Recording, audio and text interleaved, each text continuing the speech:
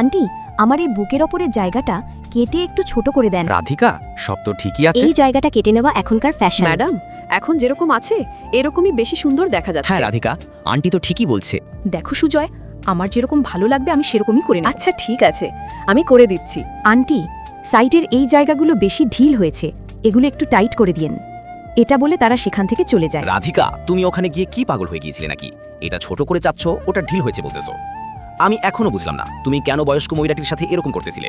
ওনার তো বয়স অনেক হয়েছে, তাই না? সুজয়, তুমি জানো না ওই বয়স্ক মহিলাটি কত খারাপ?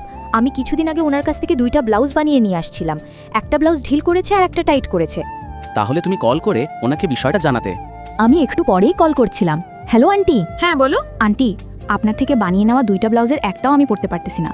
একটা ঢিল হয়েছে আর একটা অনেক টাইট হয়েছে। এভাবে কি পরা যায়? তাহলে তুমি আমাকে আরো 500 টাকা দাও, ঠিক করে আরো দিচ্ছি। 500 টাকা দিব মানে আপনার টাকা বেশি নেওয়ার ফাঁদ এটা, তাই না?